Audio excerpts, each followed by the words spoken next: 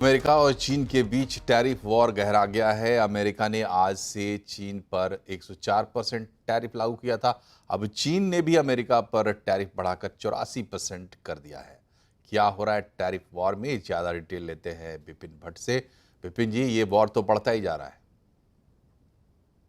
देखिए, टैरिफ का मामला तो पूरी दुनिया के लिए है, लेकिन अब एक पर्सनल सी लड़ाई बनती जा रही है चीन और अमेरिका के बीच, और कोई भी झुकने के लिए तैयार नहीं है।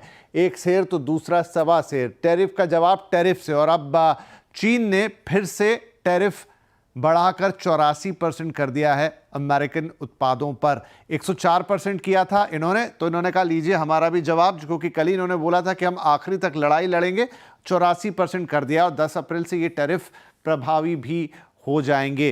तो दोनों के बीच में अब ऐसा लग रहा है कि बिल्कुल बातचीत की गुंजाइश नहीं रह गई, और वो टैरिफ में ही एक दूसरे से बात कर रहे हैं। टैरिफ पर चीन ने एक बाकायदा वाइट पेपर भी जारी किया था, और उन्होंने कहा था कि मोस्ट फेवर नेशन का जो स्टेटस है वो हटाना WTO के नियमों का उल्लंघन है। इस तरह के आरोप जो चीन अमेरिका पे लगा रहा है, इससे ग्लोबल इकोनॉमिक ऑर्डर बिगड़ेगा, ये भी चीन का कहना है। और उसका ये भी कहना है कि टैरिफ को लेकर US के कदम काफ़ी ज़्यादा हानिकारक हैं।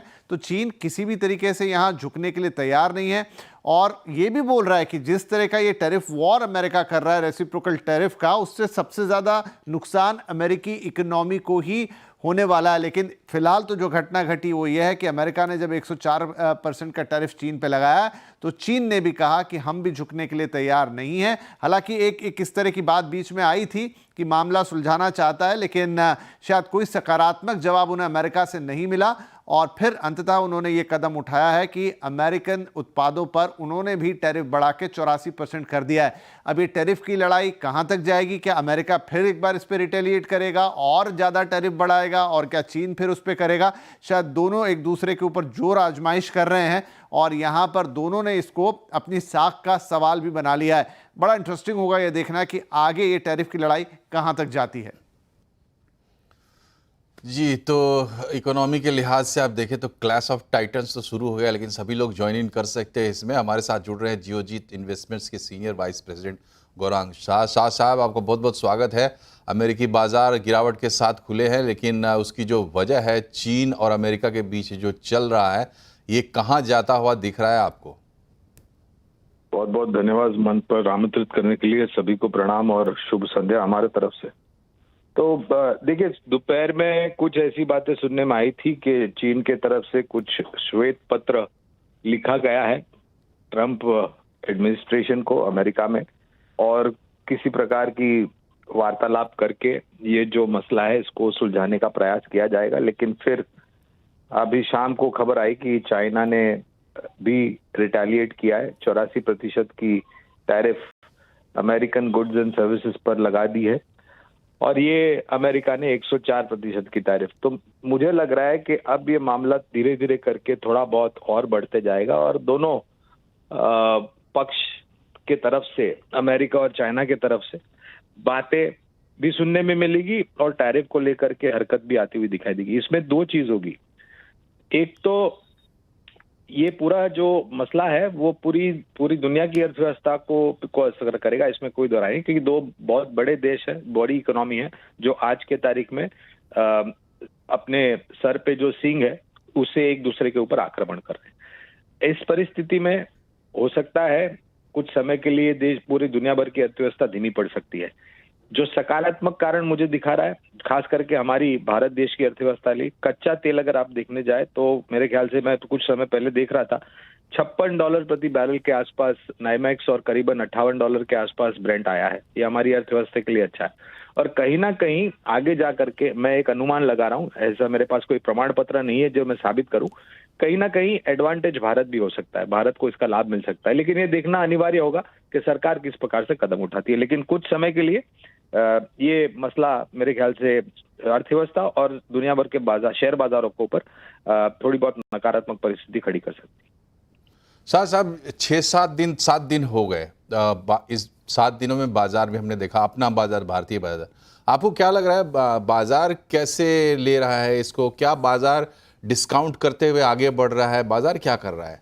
देखिए, डिस्काउंट आप तब करेंगे जब निर्णायक तरीके से आपको सामने वाला जो पक्ष है वो अपनी सारे बातें सामने रख दे। अब दिक्कत यह है कि आज रात को अगर राष्ट्रपति ट्रंप के दिमाग में कुछ आता है तो कल सुबह वो एक नियम बन जाता है या फिर एक एग्जीक्यूटिव ऑर्डर साइन हो जाता है। इसका अंत नहीं हो रहा है। अभी हमने सभी ने फार्मास्यूटिकल अभी तक आया नहीं था नाम टैरिफ को लेकर के। आज सुबह हमने सुना कि राष्ट्रपति ट्रंप की तरफ से कि वो फार्मास्यूटिकल्स पे भी टैरिफ लगाएंगे, चाहे वो चाइना से आता हो, यूरोप से आता हो या भारत से आता हो, कहीं से भी आता हो। अब वो कब लगाएंगे, कितनी मात्रा में लगाएंगे, कौन सी तारीख से लगाएंगे, इसकी जानकारी अभी तक है नहीं। तो जब तक सामने वाले के सभी जो भी करने की इनके दिमाग में जो हरकत है वो हमारे सामने, तब तक अनुमान लगाना कि बाजार कब तक गिरेगा, कितनी हद तक गिरेगा, ये बहुत कठिन हो जाता है, क्योंकि अनिश्चितता का वातावरण अभी भी है और बाजार को एक चीज पसंद नहीं आती है, वो है अनिश्चितता। अगर ये खत्म नहीं होती तो शायद थोड़ी बहुत और मायूसी आने। लेकिन दो चीज मैं यहाँ पर देखता हूँ। एक तो आरबीआई ने आज दरें काटी है 25 बेसिस पॉइंट के। दूसरा, कल से मेरे ख्याल से टीसीएस चौथी तिमाही के नतीजे आगाज शुरू हो जाएगा, पर्दा उठेगा चौथी तिमाही के नतीजे पिछले वित्तीय वर्ष के। अगर चौथी तिमाही के नतीजे थोड़े बहुत सहारा देते हैं तो मेरे ख्याल से हमारे यहाँ पर गिरावट कुछ हद तक कम हो सकती है। लेकिन निर्णायक तरीके से कहना कि कब जाकर के रुकेगा, फिलहाल बहुत मुश्किल है और कठिन है। बहुत बहुत शुक्रिया आपका शाह साहब। Let's hope for the best. बढ़ते हैं खबरों में। अमेरिका और चीन की जो टैरिफ वॉर है, इसमें जो गहराई आ रही है, इसकी वजह से क्रूड के भी होश उड़ गए हैं। ब्रेंट क्रूड $60 के नीचे फिसल गया है। WTI $56 के नीचे चला गया है। क्यों फिसल रहा है क्रूड, इस पर ज्यादा जानकारी दे रही है हमारी सहयोगी मनीषा गुप्ता। कच्चे तेल में जिस तरह की गिरावट गहराई है, उसके हिसाब से अब हम 4 साल के सबसे निचले स्तर पर हैं। पिछली बार जब हमने ये स्तर आते हुए देखे तो वो फरवरी 2021 में था। 6 से 7% की गिरावट आज के ही दिन में इसलिए आई क्योंकि चाइना ने कहा कि वो रिटेलिएटरी पर भी रिटेलिएटरी टैरिफ लगाएंगे और उन्होंने अब यूएस के ऊपर 84% का टैरिफ लगा दिया है। ये इसलिए है क्योंकि यूएस ने चाइना पे अब 104% का टैरिफ लगाया है। तो क्लियरली जब विश्व की दो सबसे बड़ी इकोनॉमीज इस तरह से ट्रेड वॉर पर टैरिफ मिसाइल्स छोड़ रही हों तो उसका सीधा इम्पैक्ट हम कच्चे तेल पर ही आता हुआ देख रहे हैं।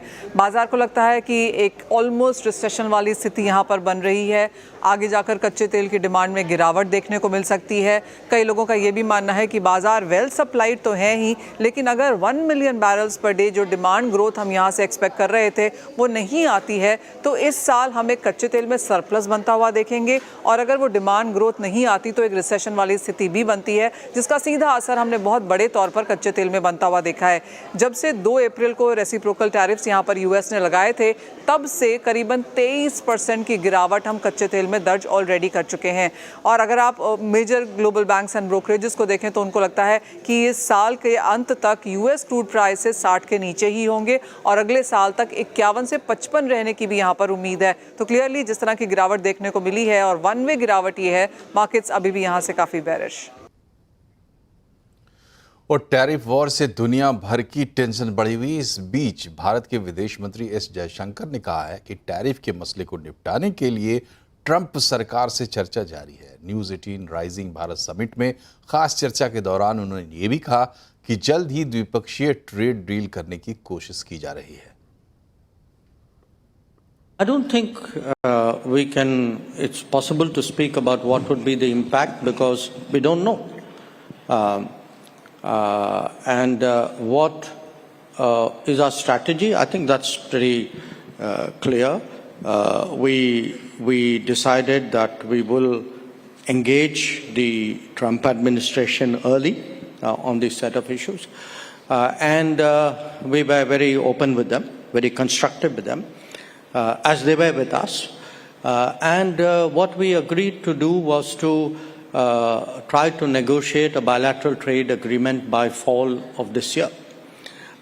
To the best of my knowledge, and I could be corrected here, I think we are the only country after President Trump has assumed presidency the second time which has actually reached such an understanding in principle.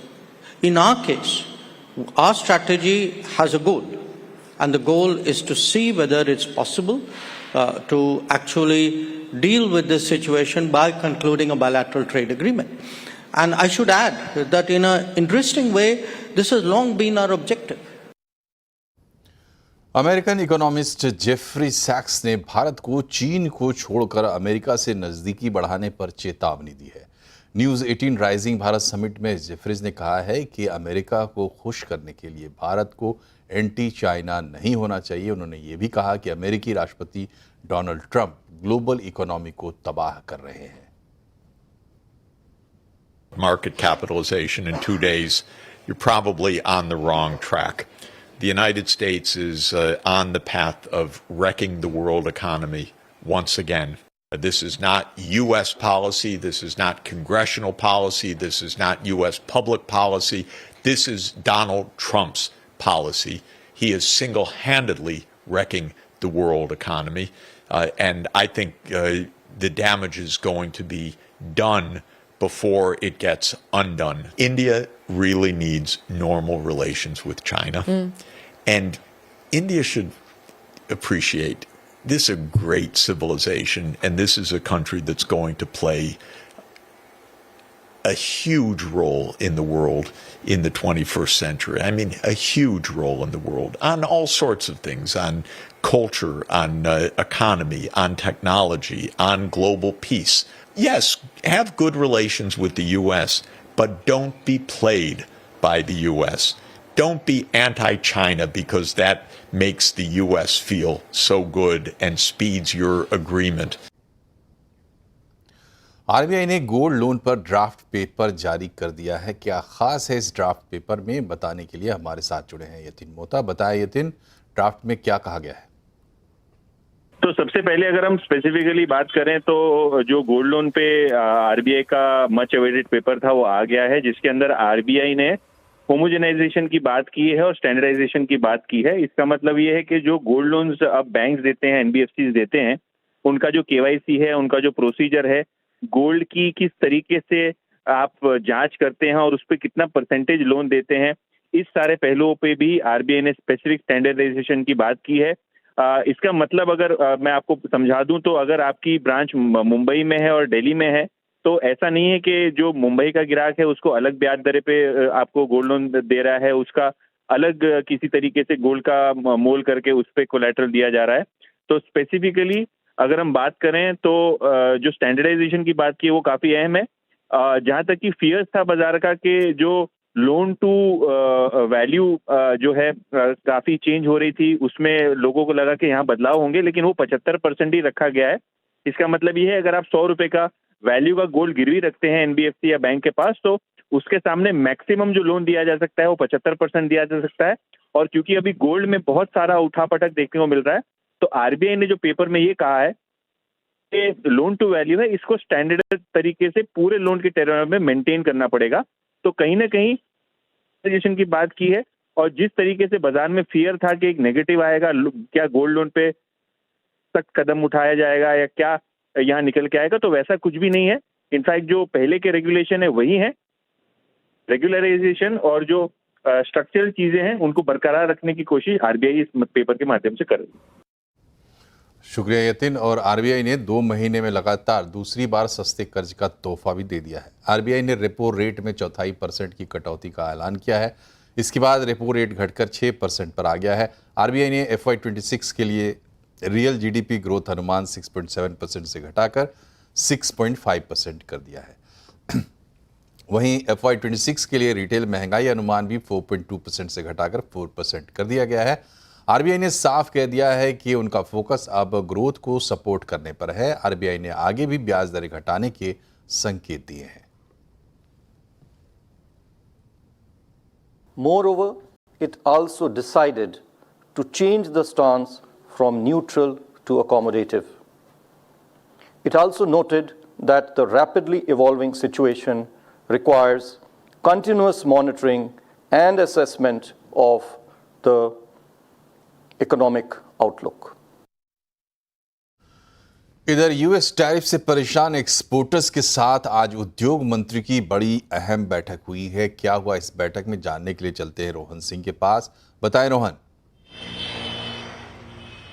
जी लगभग 3 घंटे से भी ज़्यादा marathon meeting चली। अभी थोड़ी देर पहले ये मीटिंग खत्म हुई है और जो मुख्य बातें इससे निकल के आई हैं, सबसे पहले तो सरकार ने एक्सपोर्टर से एक चीज़ कही कि ये इस लड़ाई में उन्हें आगे बढ़कर लड़ना होगा, ये उन्हें खुद को ज़्यादा कॉम्पिटिटिव बनाना होगा। सरकार उनके साथ पूरी तरीके से है, लेकिन जिस तरीका का जो ग्लोबल इकोनॉमिक सिनेरियो बदल रहा है उसमें एक्सपोर्टर्स को ये लड़ाई आगे बढ़कर लड़नी पड़ेगी। दूसरी जो चीज़ एक्सपोर्टर्स की तरफ से कही गई कि बहुत सारे ऐसे कंसाइनमेंट हैं जो अलग अलग जगहों पे लटके हुए हैं, जो पहले से शिपमेंट जिनका हो चुका है, लेकिन अब उन पर टैरिफ लगेगा, तो सरकार को इस बारे में बातचीत करनी चाहिए। तो इसमें सरकार ने आश्वासन दिया कि हाँ, इस तरह के जो इनका शिपमेंट पहले हो चुका है, जो अलग अलग पोर्ट्स पे लटके हुए हैं, उनको लेकर बातचीत होगी। साथ ही सेक्टर स्पेसिफिक रिप्रेजेंटेशन दिया गया अलग अलग सेक्टर की तरफ से, टेक्सटाइल की तरफ से, जेम्स एंड ज्वेलरी की तरफ से, इलेक्ट्रॉनिक्स की तरफ से। सरकार का कहना था कि हर सेक्टर की जो स्पेसिफिक डिमांड है उनको वो कंपाइल कर दें और उनके साथ ही एक आगे जो रणनीति बनाएगी उनमें इसका ध्यान रखा जाएगा। साथ ही जो एक चीज कही गई सरकार की तरफ से कि ये एक शॉर्ट टर्म चीज है, एक शॉर्ट टर्म प्रॉब्लम है, अगले 2 से 3 महीने वेट एंड वॉच करने की मुद्रा में हमें रहना पड़ेगा कि इसका इम्पैक्ट क्या होता है। और जैसे ही जो एक्सपोर्टर्स था उनका कहना था कि आप जल्द से जल्द जो बायलैटरल जो ट्रेड एग्रीमेंट है उसे बढ़ाएं, उसे पारित करें। तो उस पर सरकार का कहना था कि वो बिल्कुल इस पे काम कर रहे हैं और कोशिश की जाएगी कि इसे जल्दी से जल्दी एक्सपेडाइट किया जाए। और एक बार ये हो जाता है तो ये सारी जो समस्याएं हैं वो दूर हो जाएंगी। तो ये कुछ आश्वासन सरकार को दिए गए थे। बहरहाल आज जो तमाम एक्सपोर्टर्स थे उनका जो फीडबैक है वो लिया गया और सरकार आगे जो रणनीति अपनाएगी उसमें ये सारी चीजें काम आएंगी। बहुत बहुत शुक्रिया आपका रोहन, तमाम अपडेट के लिए। एक्सपोर्टर्स के लिए वाकई बड़ी समस्या है। बढ़ते हैं आगे। ख़राब ग्लोबल संकेतों से आज बाजार में काफ़ी प्रेशर देखने को मिला। सेंसेक्स निफ्टी गिरावट के साथ बंद हुए हैं। सेंसेक्स 380 पॉइंट गिरा है, 73,848 पर है। निफ्टी 147 पॉइंट गिरा और 22,399 पर बंद हुआ है। हालांकि mid cap small cap index नीचे से सुधरकर बंद हुए हैं। आज के बाजार में सबसे ज़्यादा गिरावट आईटी, फार्मा, रियल्टी, मेटल शेयरों में दिखी। डिटेल्स बता रही हैं कंचन नौटियाल। तो डेफिनेटली आज के सत्र में भी हमें जो मार्केट का पेन है वो उस तरीके का ही देखने को मिला जैसे कि हमने पिछले कुछ हफ्तों में देखा है। अब बात करते हैं कि स्टॉक स्पेसिफिक एक्शन किस तरीके का रहा है। सबसे पहले अगर निफ्टी के बढ़ने वाले शेयर्स की बात करी जाए तो एफएमसीजी पैक ने आज अच्छा खासा यहाँ पे मूवमेंट दिखाया है। नेस्ले इंडिया में अच्छी खासी तेजी देखने को मिली है। एचयूएल की बात करी जाए तो यहाँ पे भी 3% का इजाफा देखने को मिला है। टाइटन अच्छे मूव दिखा के बंद हुआ है और वहीं पावर ग्रिड में भी अच्छी खासी बढ़त आज के सत्र में देखने को मिली। अब बात कर लेते हैं लूजिंग स्ट्रीक की। देखिए आईटी कंपनी में विप्रो सबसे पहले नंबर पे आता है। एसबीआई में अच्छी खासी हमें गिरावट आज के सत्र में देखने को मिली है। टेक महिंद्रा यहाँ पे भी काफी ज्यादा पेन देखने को मिला और लार्सन एंड टूब्रो भी आज करीब 3.5% की गिरावट के साथ बंद हुआ है। मिड कैप के बढ़ने वाले शेयर्स की बात करी जाए तो मैक्स हेल्थ केयर 5% का इजाफा यहाँ पे देखने को मिला है। मैक्स फाइनेंशियल भी इनफैक्ट आज 3% की बढ़त के साथ बंद हुआ है। एचपीसीएल की बात करी जाए तो 3% के मूव्स यहाँ पे देखने को मिले हैं। कोलगेट भी अच्छी खासी बढ़त के साथ बंद हुआ है। लूजिंग स्ट्रीक में Muthoot finance, Biocon, Phoenix mills आज खबरों में भी बना हुआ था। मुथूट फाइनेंस जो आरबीआई की पॉलिसी आई है वहाँ पे काफी सारी बातें की गई है गोल्ड को लेके, उसकी वजह से यहाँ पे डेंट आता हुआ दिखाई दिया। परसिस्टेंट सिस्टम में भी हमें जो पेन है वो एविडेंटली आज के सत्र में देखने को मिला है।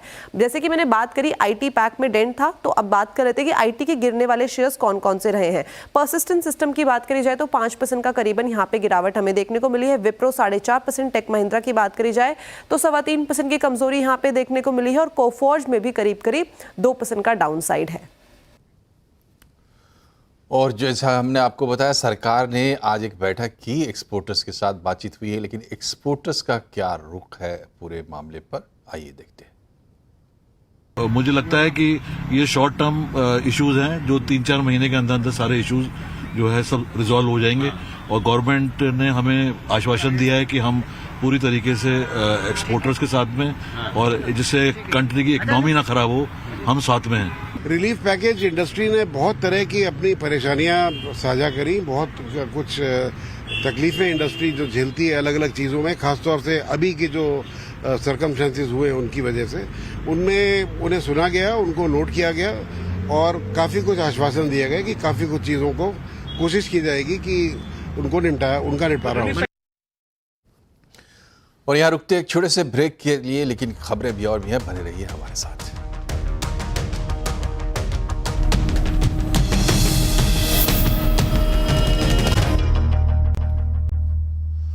और अब रुख करते हैं न्यूज़ 18 राइजिंग भारत समिट का।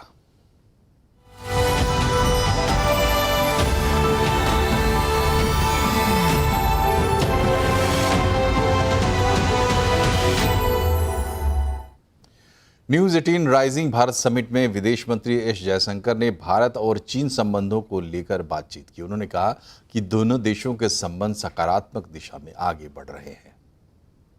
Well, I think we are moving in a positive direction. The problem with your profession is you want instantaneous transformation. The challenge of my profession is it's a very arduous and painstaking one. और rising Bharat summit में केंद्रीय मंत्री जितेंद्र सिंह ने बड़ी घोषणा की है। उन्होंने बताया कि 2035 तक भारत का अपना स्पेस स्टेशन भी होगा।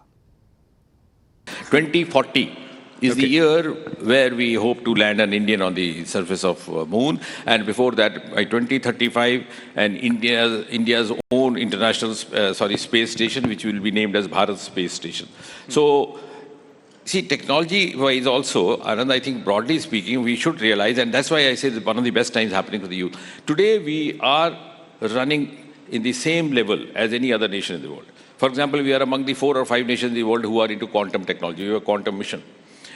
We are the first who have come out with a vaccine in COVID. Now, that the importance of that is that India was never taken seriously as a healthcare nation. Even our society, अगर कोई बीमार हो जाता है 3-4 दिन इंतजार कर लो, अगर ठीक हो गए तो माता का आशीर्वाद, माँ जी का, नहीं ठीक हुए तो पिछले जन्मों का कर्म. So we had homemade placebos.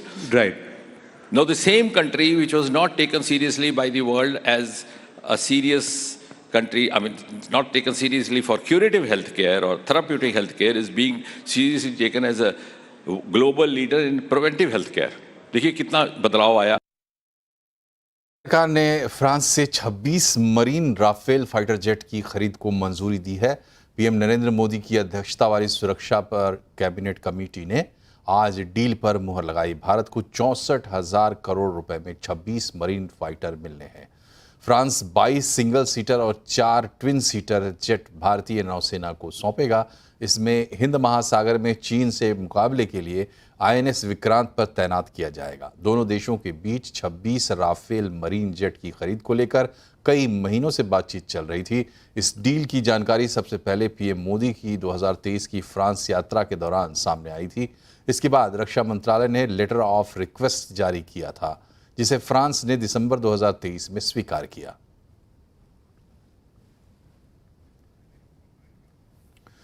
Ahmedabad में कांग्रेस कार्य समिति की बैठक में राहुल गांधी ने कहा कि हम दलित, मुस्लिम और ब्राह्मण में उलझे रहे और ओबीसी हमारा साथ छोड़ गया। सूत्रों के मुताबिक राहुल ने यह भी कहा कि हम मुस्लिमों की बात करते हैं, इसलिए हमें मुस्लिम परस्त कहा जाता है। हमें ऐसी बातों से डरना नहीं है, मुद्दे उठाते रहने चाहिए।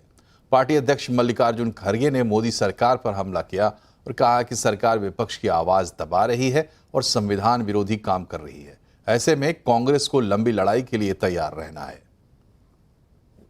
11 वर्ष में सत्ताधारी दल संविधान पर चोट कर रहा है। हमारे संवैधानिक मूल्यों, संवैधानिक प्रावधानों, संवैधानिक संस्थाओं पर लगातार हमला हो रहा है और इसको रोकना जरूरी है।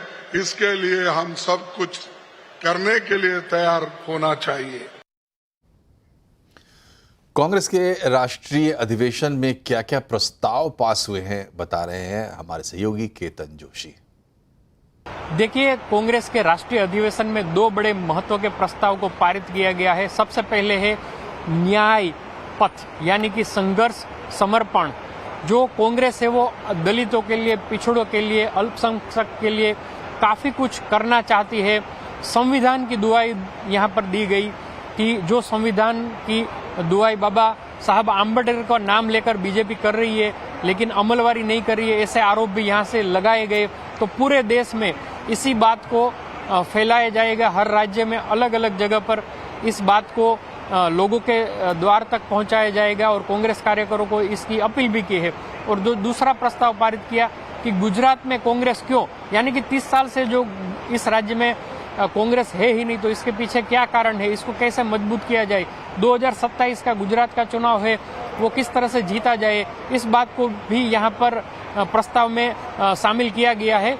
तो ये पहली बार होगा कि किसी राज्य के लिए इस तरह का प्रस्ताव भी पारित किया गया है। कांग्रेस ने कार्यकर्ताओं के अंदर जोश भरने की काफी कोशिश की है। अब देखना होगा कि राज्य से लेकर राष्ट्रीय स्तर पर कांग्रेस के कार्यकर्ताओं के अंदर किस तरह का जोश देखने को मिलता है। जी,